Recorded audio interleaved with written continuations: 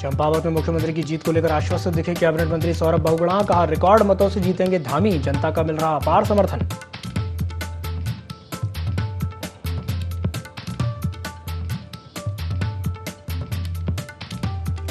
भाजपा का 3 दिवसीय जिला प्रशिक्षण कार्यक्रम। ग्वालदम में जिला प्रशिक्षण कार्यक्रम का शुभारंभ बीजेपी प्रदेश अध्यक्ष मदन कौशिक ने किया शुभारंभ।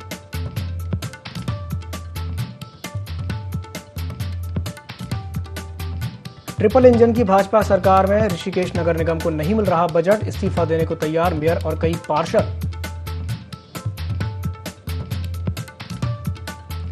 पहाड़ों में नहीं थम रहा जंगली जानवरों का खतरा। पौड़ी गढ़वाल में गुलदार ने किया महिला पर हमला, महिला को कराया गया अस्पताल में भर्ती। और चतुर्थ केदार श्री रुद्रनाथ की डोली हुई गोपीनाथ मंदिर से रवाना। 19 मई को विधि विधान से दर्शन के लिए खोले जाएंगे रुद्रनाथ के कपाट।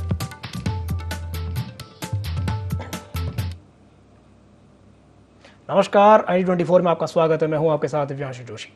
उत्तराखंड के पर्यटन मंत्री सतपाल महाराज का कहना है कि पर्यटन को बढ़ावा देने के लिए सरकार गंभीर है। पर्यटकों को आकर्षित करने के लिए और भी रोपवे बनाए जाएंगे। मंत्री सतपाल महाराज ने कहा कि सरकार दुबई से निवेशकों को लाने की कोशिश कर रही है, जिसके लिए दुबई तक फ्लाइट्स भी शुरू करेगी। इसके लिए इंटरनेशनल एयरपोर्ट बनाया जाएगा। एयरपोर्ट के लिए हरिद्वार के जिलाधिकारी को जमीन का चयन करने के निर्देश दिए हैं। दुबई यात्रा में गया था तो वहाँ जो निवेशक हैं उन्होंने सबसे पहले मुझसे ये पूछा कि आपके यहाँ इंटरनेशनल एयरपोर्ट कहाँ पर है। तो आज हम लोग उसके लिए प्रयास कर रहे हैं। मैंने डिस्ट्रिक्ट मजिस्ट्रेट से बात की है हरिद्वार में कि आप लैंड को आइडेंटिफाई करें, और हमारा ये प्रयास होगा कि अगर बहुत ही जो हमारे इन्वेस्टर्स जिनकी प्रेसिंग डिमांड है कि भाई यहाँ पर इंटरनेशनल एयरपोर्ट होना चाहिए, तो हम कोशिश करेंगे। अगर उनका प्रयास होगा तो हम ये कोशिश करेंगे कि एक फ्लाइट हम जो है आबू धाबी से चलाएं और यहाँ पर जो निवेशक हैं वो यहाँ आएँ और यहाँ जाकर के जो हमारी टिहरी झील है, हमारे औली है और भी हमारे जो पर्वत श्रृंखला हैं उनका आनंद लें। ये हमारा प्रयास होगा। चारधाम यात्रा में यात्रियों के विरोध प्रदर्शन के बाद पर्यटन मंत्री सतपाल महाराज ने बयान जारी किया है और कहा कि सरकार यात्रा को सुचारू रूप से चलाने के लिए तत्पर है। यात्रियों से अधिक पैसा वसूलने वालों पर अब अधिकारी नजर बनाए हुए हैं। अब रेट लिस्ट से ज्यादा कोई भी पैसा नहीं ले पाएगा। पर्यटन मंत्री ने श्रद्धालुओं से चारधाम के अलावा दूसरे मंदिरों के भी दर्शन करने की अपील की, जिन्हें सर्किट विभाग ने तैयार किया है, जिससे चारधाम में ज्यादा भीड़ ना हो।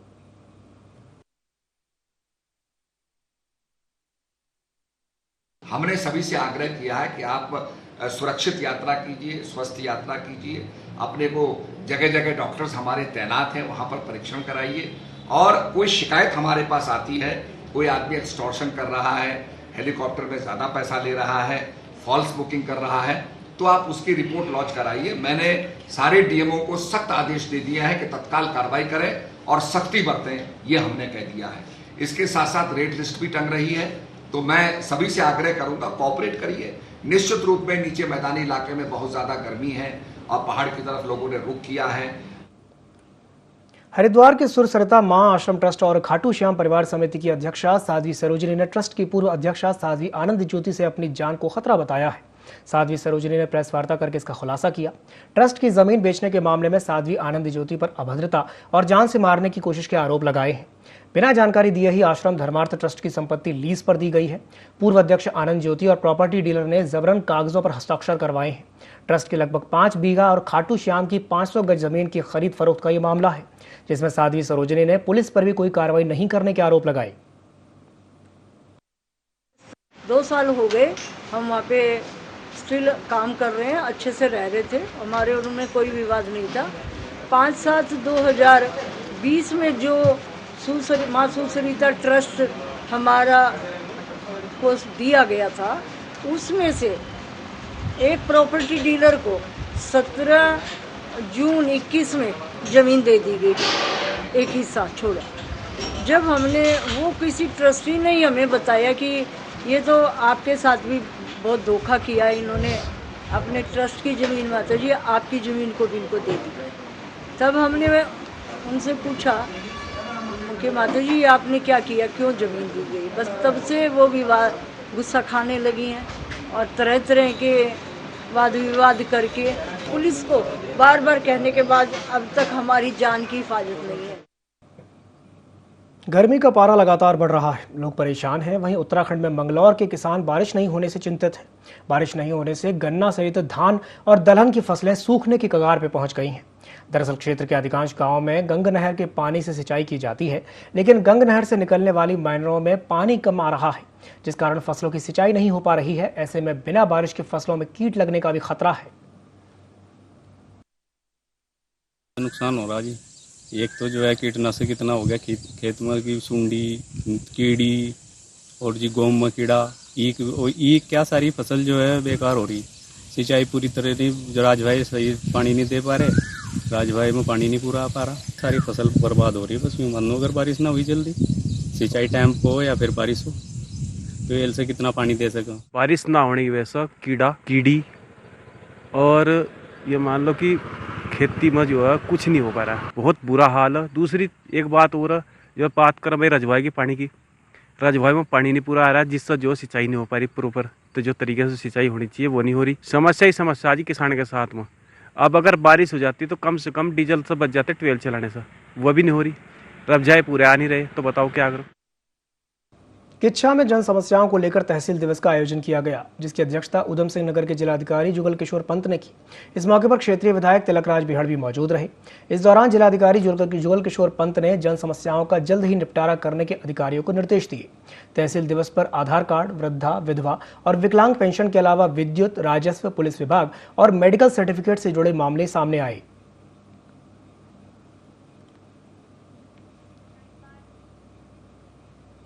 बढ़ते हैं अगली खबर की ओर। उत्तराखंड के ग्रामीण इलाकों में जंगली जानवरों का आतंक रुकने का नाम नहीं ले रहा है। पौड़ी गढ़वाल के रिखणी खाल में सुबह घास लेने गई एक महिला पर लेपर्ड ने हमला कर दिया। हमले में महिला के सिर में काफी चोटें आई हैं। वहीं वन विभाग के कर्मचारियों को इसकी सूचना मिलने के बाद महिला को तुरंत बेस अस्पताल कोटद्वार पहुंचाया गया, जहां महिला का इलाज चल रहा है। डॉक्टर का कहना है कि महिला के चेहरे और पीठ में काफी चोटें आई हैं। महिला का सीटी स्कैन और एक्सरे करना बाकी है, उसके बाद ही कुछ कहा जाएगा। के लिए ये लेपर्ड की घटना है। लेपर्ड के द्वारा ये ऐसा है कि रिखणी खाल ब्लॉक के बताया बराई गांव है, हमारे अतनाला रेंज की सीमा से लगता हुआ। तो वहाँ पर ये महिला जो थी वो सुबह अपनी घास वास के लिए जा रही थी 8:30 बजे के लगभग, और मेरे ख्याल से उधर कोई किल या कुछ रहा होगा लेपर्ड का, ऐसा था कुछ, वो उन्होंने देखा नहीं ऐसा। तो अचानक चले गई, तो उसके एकदम सामने मिस हो गई हो।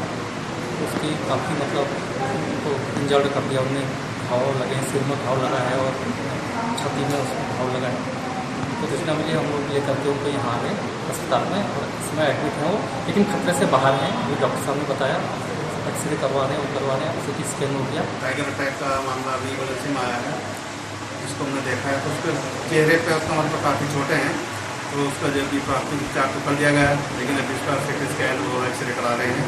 तो जैसे रिपोर्ट आती है फिर उसका नाम खुद मिला गया।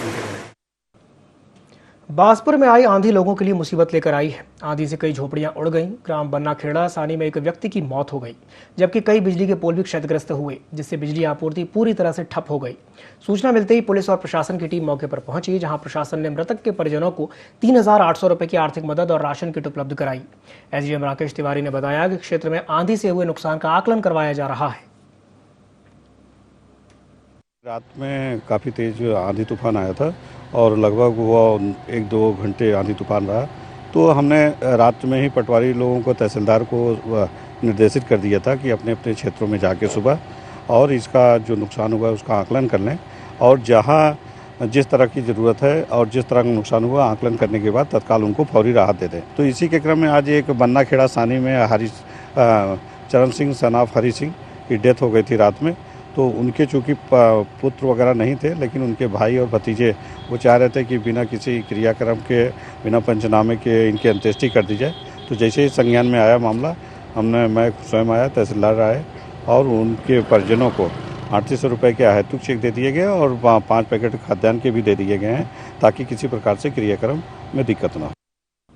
चमोली के थराली में भाजपा के 3 दिवसीय जिला स्तरीय प्रशिक्षण वर्ग का शुभारंभ हुआ।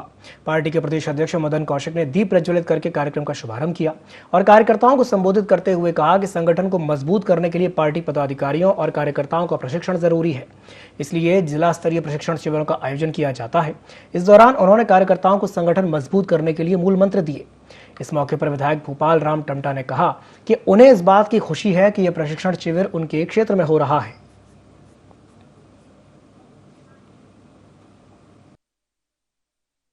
जनपद का जो प्रशिक्षण है वो प्रशिक्षण का प्रारंभ यहाँ पर हुआ है और उस प्रारंभ में 3 दिन तक ये प्रशिक्षण रहेगा। तो इसमें आज सभी जिले के प्रमुख कार्यकर्ता जिनको बुलाया गया है, चिन्हित कार्यकर्ता, वो सब लोग आए हैं। विभिन्न प्रकार के विषय रहेंगे, भारतीय जनता पार्टी से संबंधित, देश से संबंधित और सरकार से संबंधित, सरकार की योजनाओं से संबंधित, किस प्रकार से उम्र अच्छा आगे हो सकता है, ये सारे विषय एक एक करके रहेंगे। कार्यकर्ताओं को पूरी तरीके से इनका ज्ञान हो, कार्यकर्ताओं के माध्यम से जनता को इसका लाभ मिले। और निश्चित रूप से आज हमारे प्रदेश के यशस्वी जो हमारे प्रदेश अध्यक्ष कौशिक जी आए थे और उनका मार्गदर्शन मिला। संगठन की दृष्टि से, भारतीय जनता पार्टी की दृष्टि से जो हमारे कार्यकर्ता हैं, उन कार्यकर्ताओं का इस शिविर के माध्यम से विभिन्न विषयों पर चर्चा होती है और उसके माध्यम से हमारे जो कार्यकर्ता हैं, जो हमारे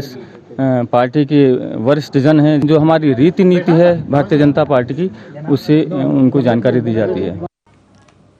तो चमोली के थराली में बीजेपी का प्रशिक्षण वर्ग शुरू हुआ है और इसी खबर पर अधिक जानकारी के लिए हमारे साथ संवाददाता मोहन गिरी जुड़ गए हैं। मोहन जी, आपसे जानना चाहेंगे कि बीजेपी का जो प्रशिक्षण वर्ग शुरू हुआ है उसको लेकर के क्या जानकारी है, किस तरह का माहौल देखने को मिला?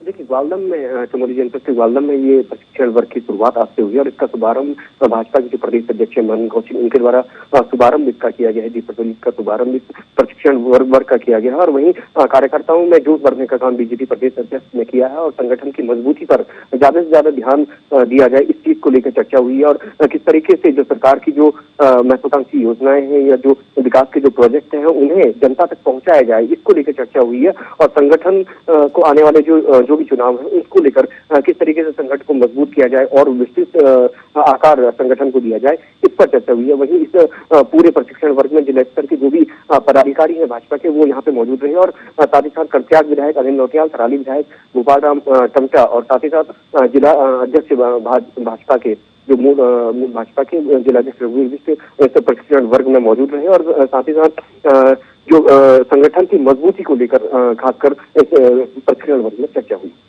तो मोहन, ये कहा जा सकता है कि जमीनी स्तर पर जो स्थिति है उसको मजबूत करने के लिए यह प्रशिक्षण शिविर रखा गया? जी बिल्कुल, आपको बताना चाहूंगा कि लगातार जो एक बड़ा संगठन उभर कर बीजेपी के सामने आए और लगातार जो चुनावों में जिस तरीके से कार्यकर्ताओं में जोश भरने का काम पार्टी पदाधिकारियों ने किया है, उसी को लेकर आगामी जो चुनाव है या फिर संगठन की जो मजबूती है उसको लेकर यहाँ पर चर्चा हुई है। साथ ही साथ जो भाजपा के प्रदेश अध्यक्ष है उनके द्वारा ये भी मीडिया को जानकारी देते हुए बताया गया कि जो बीच में चुनाव की वजह से कई जो जनपद ऐसे छूट गए थे जहां पर प्रशिक्षण वर्ग की शुरुआत नहीं हो पाई थी, ऐसे में शुरुआत अब चमोली जनपद से हुई और यहाँ पर कार्यक्रम का शुभारंभ मनन कौशिक ने किया। मोहन, तमाम जानकारी साझा करने के लिए बहुत बहुत धन्यवाद। कर्णप्रयाग के समीप बद्रीनाथ हाईवे पर करीब 2 घंटे बद्रीनाथ यात्रा थमी रही। इस दौरान मार्ग के दोनों तरफ वाहनों की लंबी लाइन लग गई, जिससे लोगों को काफी परेशानियों का सामना करना पड़ा। आपको बता दें कि सड़क कटिंग के कार्य के चलते चट्टान पहाड़ी से खिसक गया था, जिसके कारण ये स्थिति बनी। इस प्रकार आप भी देख ही रहे हैं, यहाँ पर ये पंचकुलिया के पास एक बड़े बोल्डर आने से ट्रैफिक जाम हो गया था, रास्ता ब्लॉक हो गया था। इसमें ये लगभग 10:15 साढ़े 10 बजे की घटना है जब ये पूरा रास्ता ब्लॉक हुआ था। तो इसमें 2 जेसीबी, एक जेसीबी पोकलैंड मंगा के ये क्लियर करा दिया गया है और ट्रैफिक सुचारू कराया जा रहा है। चमोली के गोपीनाथ मंदिर से उच्च हिमालय में स्थित रुद्रनाथ मंदिर के लिए रुद्रनाथ की डोली रवाना हो गई है। दोनों दिनों तक मंदिर परिसर में पूजा अर्चना के बाद उत्सव डोली निकल गई है, जिससे पहले रुद्रनाथ की चल विग्रह मूर्ति को मंदिर परिसर में श्रद्धालुओं के दर्शन के लिए रखा गया था। इस दौरान हजारों की संख्या में श्रद्धालु मौजूद रहे। डोली 18 मई को रुद्रनाथ मंदिर पहुंचेगी, जहां 19 मई को श्रद्धालुओं के दर्शन के लिए मंदिर के कपाट खोले जाएंगे। आज हम लोग यहाँ से जो है ज्येष्ठ संक्रांति की जो है यहाँ से आज प्रस्थान करेंगे और आज हम ड्यूटी जाके विश्राम करें। ग्वाड़गांव होते हुए ग्वाड़ में भगवान जी को अर्घ लगेगा ग्वाड़गांव का और अर्घ लगा के हम आज वहाँ से प्रस्थान करके ड्यूटी में रात्रि विश्राम होगा। कल सुबह हम वहाँ से प्रस्थान करके 18 तारीख को रुद्रनाथ पहुँचेंगे और 19 तारीख सुबह हम लोग सुबह ब्रह्म मुहूर्त में भगवान रुद्रनाथ जी के कपाट खोलेंगे। हल्द्वानी के नैनीताल रोड से निकलने वाली नहर के विकास और निर्माण कार्य का कुमाऊं कमिश्नर दीपक रावत ने निरीक्षण किया। इस दौरान उन्होंने नहर पर किए जा रहे अतिक्रमण को भी हटाने के निर्देश दिए। निरीक्षण के दौरान एक निर्माणाधीन सील बिल्डिंग में बिना अनुमति के किए जा रहे निर्माण कार्य होना पाए जाने पर भी उन्होंने मामले में संज्ञान लेने के साथ ही इस ओर जरूरी कार्रवाई करने के आदेश अधिकारियों को दिए। इस मौके पर उन्होंने कहा कि जिन बिल्डिंगों के द्वारा पार्किंग और अन्य नियमों को ताक पर रखकर बिल्डिंगों का निर्माण कराया जा रहा है, उनके खिलाफ सख्त कार्रवाई की जाएगी। व्यावसायिक भवनों को मैंने देखा, आप जानते हैं कि हरिद्वार में जाम की समस्या बहुत ज़्यादा है और सीज़न में तो ये और भी ज़्यादा बढ़ जाती है। खुद भी काफ़ी लोग शॉप करने आते हैं, लोकल लोग आते हैं, वो परेशान होते हैं, उनको गाड़ी सड़क पे खड़ी करनी पड़ती है। और हमारे बायलॉज में स्पष्ट प्राविधान है कि जो कमर्शियल बिल्डिंग पास कराएंगे उनको बेसमेंट पार्किंग देनी है। आप जानते ही होंगे जिस हिसाब से हल्द्वानी का एक्सपेंशन हो रहा है, ये बहुत आवश्यक है कि पार्किंग की उचित व्यवस्था हो। उसके अस्तित्व में आने के बाद कहाँ कहाँ पार्किंग नहीं बनाई गई है, उसमें जो भी बायलॉज में अग्रिम कार्रवाई करनी है वो की जाए, लेकिन हमारी सूचना अपडेट होनी चाहिए। ऐसा नहीं हो कि कागज़ में वो तो सील हो रखा है 4 साल से, लेकिन मौके पे बिल्डिंग बन रही है। और इस तरह के अगर दृष्टांत मेरे सामने रिपोर्ट में आएंगे तो जो इसके लिए जिम्मेदार है उनके खिलाफ भी कार्रवाई की जाए। ट्रिपल इंजन की बीजेपी सरकार में ऋषिकेश नगर निगम को बजट के लिए काफी परेशान होना पड़ रहा है, जिसके चलते नगर निगम के मेयर और पार्षद इस्तीफा देने के लिए भी तैयार हैं। दरअसल इस बार नगर निगम को वित्त से मिले बजट में किसी भी तरह की बढ़ोतरी नहीं की गई है, जबकि अन्य नगर पंचायत और नगर निगम को इस बार का बजट बढ़कर मिला है। इसी कड़ी में महापौर अनीता मंगाई ने एक आकस्मिक बैठक बुलाई, जिसमें नगर निगम के 24 पार्षदों ने हिस्सा लिया। बैठक के दौरान पार्षदों के सुझाव आए कि कम बजट बढ़कर ना मिलने की बात वित्त एवं शहरी विकास मंत्री प्रेमचंद्र अग्रवाल के समक्ष रखी जाएगी। वहीं जरूरत पड़ी तो बजट बढ़ाने की मांग को लेकर मुख्यमंत्री से भी चर्चा की जाएगी। वहीं पार्षदों ने यह भी कहा कि यदि नगर निगम को बजट बढ़कर नहीं मिलता है तो वो सामूहिक रूप से इस्तीफा देने के लिए भी तैयार है। फिलहाल महापौर ने सभी पार्षदों के साथ मिलकर बजट को वापस लौटाने का निर्णय लिया है। दिक्कत क्या है? दिक्कत ये है कि 4.5 करोड़ में जहाँ 1.25 करोड़ रुपए पर मंथ सैलरी जाती है, उसी में आपकी पेंशन भी जाती है, उसी में कोई कर्मचारी रिटायरमेंट हो जाता है तो उनको पैसा वो भी जाता है। बाकी पैसा जो बचेगा उससे विकास होगा। क्या विकास होगा? आज हमारे सर पर 4 धाम यात्रा है और ऋषिकेश के ऊपर ये जिम्मेदारी है कि हम यात्रियों को कुछ ना कुछ लाभ पहुंचाएं, उनके दवाई से लेके, खाने से लेके, पीने से लेके जो भी सुविधा हम कर सकते हैं वो हम करें। उनके शौचालय से लेके छोटी छोटी समस्या हैं, लेकिन अब जब पैसा ही नहीं तो क्या करेंगे? आज हमारी बोर्ड की बैठक थी, सबने एक ही फैसला लिया कि हम माननीय वित्त मंत्री, देखो जब पूरे प्रदेश का बजट बढ़ा तो ऋषिकेश से एक छूट गया। क्या एक अधिकारियों की कमी है? क्या एक अधिकारियों के नकारापन से हुआ है? क्या ये जानबूझकर हुआ है? आप इस पर ध्यान दें, ऐसे अधिकारी के खिलाफ सख्त से सख्त कार्रवाई करें और हमारे बजट को जो 4.5 करोड़ रुपये आज है इसको कम से कम 8 करोड़ रुपये किया जाए। सभी सम्मानित बोर्ड ने, सभी हमारे पार्षद गणों ने ये निर्णय लिया है कि जो पैसा हमको मिला है उतना ही पैसा, बिना बढ़ोतरी का जो पैसा मिला, जो पुराने 5-7 सालों से चलता आ रहा था, तो उसको हम स्वीकार नहीं कर रहे हैं और उस पैसे को हम एज इट इज वापस कर देंगे। उस पैसे को नगर निगम बिल्कुल स्वीकार नहीं करेगा, उस पैसे को वापस लौटा देगा और ये आशा और उम्मीद करेगा कि बहुत ही जल्दी हमारे इन विषयों पे हम अभी मंत्री जी का भी हमने समय लिया है। चंपावत विधानसभा क्षेत्र में टनकपुर में पूर्व सैनिकों ने एक सभा आयोजित की, जिसे सैनिक कल्याण मंत्री गणेश जोशी ने संबोधित किया। उपचुनाव के चलते मंत्री गणेश जोशी ने अपनी पार्टी का प्रचार प्रसार किया और कहा कि जनता विधायक को चुनती है, लेकिन चंपावत की जनता को मुख्यमंत्री चुनने का मौका मिला है। 6 महीने के अंदर पुष्कर सिंह धामी ने जो तूफानी पारी खेली है, जोरदार बैटिंग की है, उसी की बदौलत उत्तराखंड में 47 विधायकों की सरकार बनी है। पुष्कर सिंह धामी को चंपावत से मौका दिए जाने पर प्रधानमंत्री नरेंद्र मोदी, अमित शाह और भाजपा अध्यक्ष जेपी नड्डा को धन्यवाद दिया है। मंत्री ने कारगिल, पुलवामा, गलवान और कई ऑपरेशंस में अपनी शहादत देने वाले सभी शहीदों को नमन किया।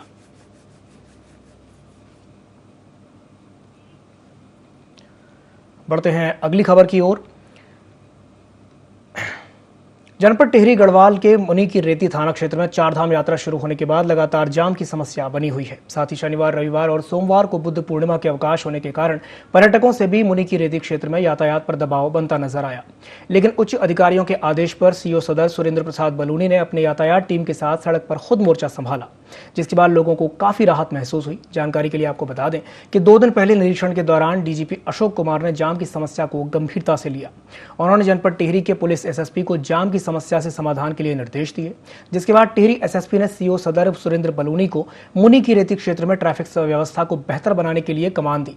सोमवार को सीओ सदर ने ट्रैफिक व्यवस्था को अपने हाथ में लेते हुए पर्वतीय क्षेत्र में आने जाने वाले ट्रैफिक को गरुड़ चट्टी और तपोवन तिराहे से डायवर्ट कर निकाला। साथ ही जाम लगने वाले पॉइंट पर पुलिसकर्मियों की तैनाती करके नो पार्किंग में वाहन खड़े न करने की समझाइश दी। देख रहे हैं कि जब से कपाट खुले हैं यात्रियों की संख्या दिन पर दिन बढ़ती जा रही है। वाहनों का दबाव आप देख रहे हैं कि कितनी संख्या में वाहन चारधाम यात्रा पे आ रहे हैं। तो इसी परिप्रेक्ष्य में जो है हमारे एसएसपी महोदय ने जो है मुझे यहाँ भेजा, ग्राउंड जीरो पे भेजा है। मैं स्वयं अपनी टीम के साथ दोनों टीआई रोड पे हैं, इंटरसेप्टर आप देख ही रहे हैं यहाँ पे है। तो हम पूरा प्रयास कर रहे हैं कि यातायात रुके नहीं, बस चलता रहे। देहरादून में द्वाराहाट के छाना गोलू में गंगा नदी पर बन रहे सिंचाई डैम से कुछ गांवों को तो लाभ मिल रहा है, लेकिन कई गांवों को अभी भी पानी का इंतजार है।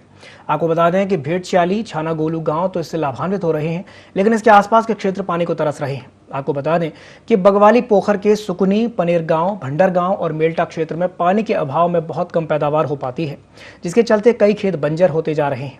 वहीं कृषि की लाइफलाइन कही जाने वाली बरौली सियारी की अनदेखी से ग्रामीणों में आक्रोश है। ग्रामीणों का कहना है कि उनकी कृषि भूमि की अनदेखी की जा रही है। साथ ही साथ उन्होंने इस डैम से पानी नहीं मिलने पर उग्र आंदोलन की चेतावनी दी। मुख्य विषय यह है कि यह जो उपराव जिसे कहा जाता है, यह भूमि है।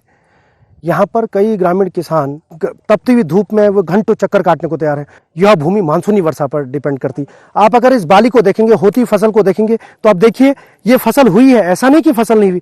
3 बारिश इस फसल को मिलने के बाद यह बारिश सिर्फ एक बारिश के कारण इसका दाना आप देख सकते हैं, यह दाना नहीं हो पाया। सभी जनप्रतिनिधियों से हाथ जोड़कर विनती है कि गगास डैम पर बन रहे निर्माणाधीन, जिसमें हाइड्रो प्रोजेक्ट भौगोलिक परिसीमन को देखा जाए तो मात्र 600 से 800 मीटर पर यह दूसरा एरिया आप देख रहे हैं जिसे बरौली शारी कहते हैं, वह आप देख रहे हैं। मेरा निवेदन है कि इस बरौली शारी को भी निर्माणाधीन हाइड्रो प्रोजेक्ट कर जोड़कर विभिन्न ग्रामीण किसानों की सिंचाई योजना कहें, पानी की हाहाकारी को मिटाने का प्रयास करें।